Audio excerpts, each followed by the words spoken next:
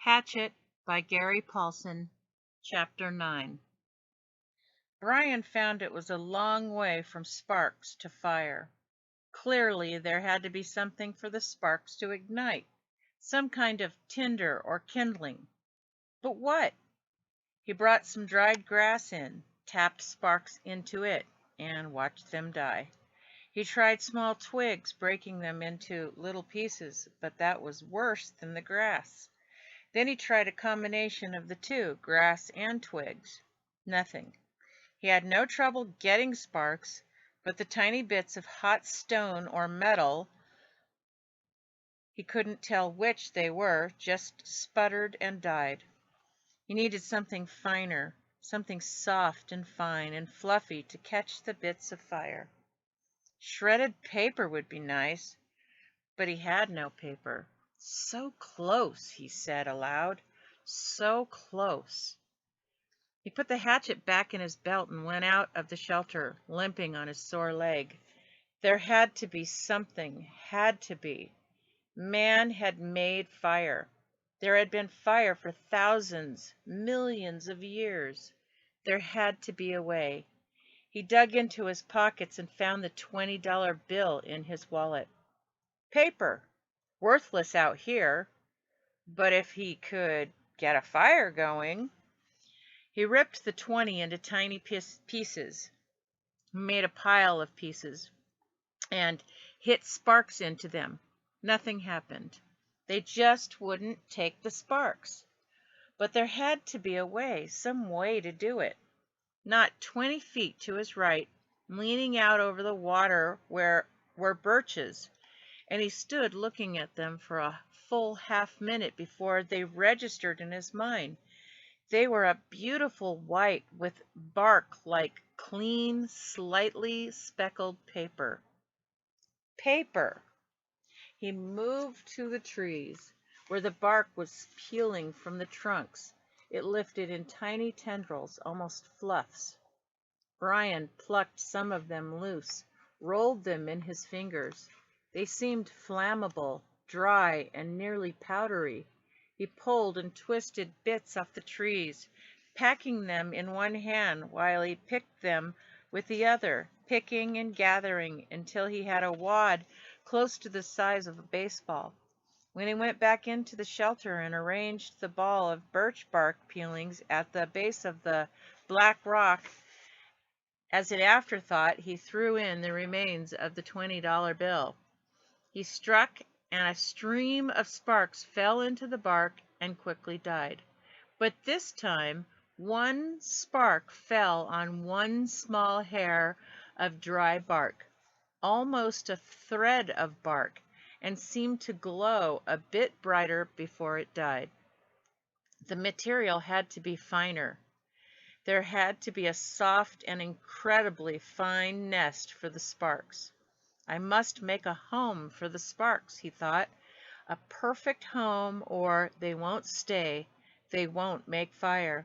He started ripping the bark, using his fingernails at first, and when that didn't work, he used the sharp edge of the hatchet, cutting the bark in thin slivers, hairs so fine they were almost not there.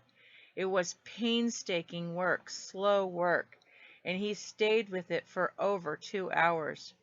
Twice he stopped for a handful of berries and once to go to the lake for a drink, then back to work, the sun on his back, until at last he had a ball of fluff as big as a grapefruit.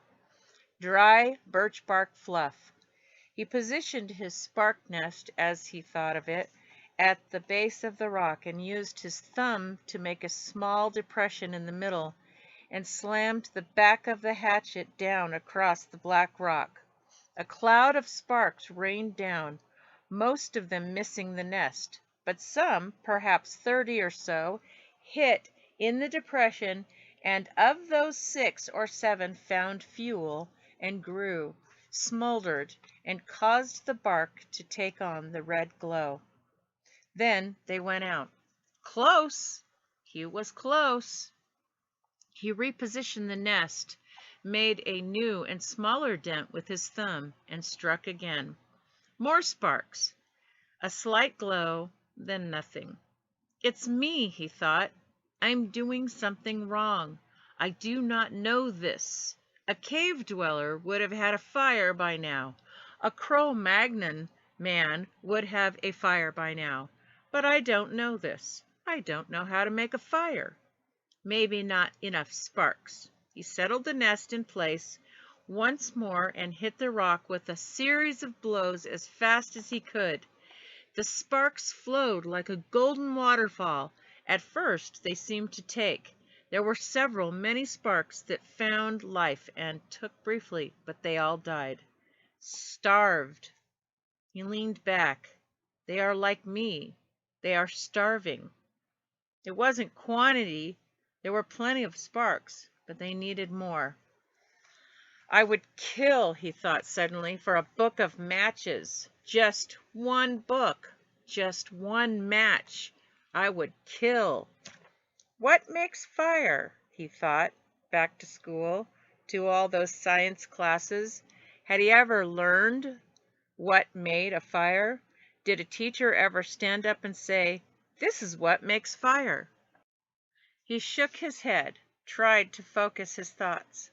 What did it take? You have to have fuel, he thought, and he had that. The bark was fuel.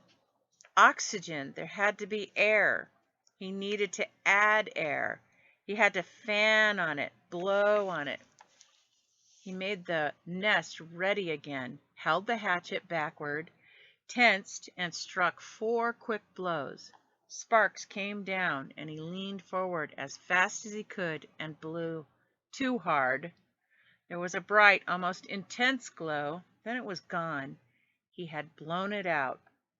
Another set of strikes, more sparks. He leaned and blew, but gently this time, holding back and aiming the stream of air from his mouth to hit the brightest spot.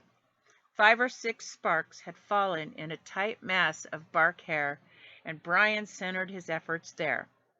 The sparks grew with his gentle breath. The red glow moved from the sparks themselves into the bark, moved and grew and became worms, glowing red worms that crawled up the bark hairs and caught other threads of bark and grew until there was a pocket of red as big as a quarter, a glowing red coal of heat. And when he ran out of breath and paused to inhale, the red ball suddenly burst into flame. "Fire!" he yelled. "I've got fire! I've got it! I've got it!" But the flames were thick and oily and burning fast, consuming the ball of bark as fast as if it were gasoline. He had to feed the flames, keep them going. Working as fast as he could, he carefully placed the dried grass and wood pieces he had tried at first on top of the bark and was gratified to see them take. But they would go fast. He needed more and more. He could not let the flames go out. He ran from the shelter to the pines and started breaking off the low, dead, small limbs. These he threw in the shelter, went back for more, threw those in, and squatted to break and feed the hungry flames. When the small wood was going well, he went out and found larger wood, and did not relax until that was going. Then he leaned back against the wood brace of his door opening and smiled. "I have a friend," he thought. "I have a friend now, a hungry friend, but a good one. I have a friend named Fire. Hello, Fire." The curve of the rock back made an almost perfect drawing blue that carried the smoke up through the cracks of the roof, but held the heat. If he kept the fire small, it would be perfect and would keep anything like the porcupine from coming through the door again. A friend and a guard, he thought. So much from a little spark, a friend and a guard from a tiny spark. He looked around and wished he had somebody to tell this thing, to show this thing he had done, but there was nobody. Nothing but the trees and the sun and the breeze and the lake. Nobody, and he thought, rolling thoughts, with the smoke curling up over his head and the smile still half on his face, he thought, I wonder what they're doing now. I wonder what my father is doing now. I wonder what my mother is doing now. I wonder if she is with him.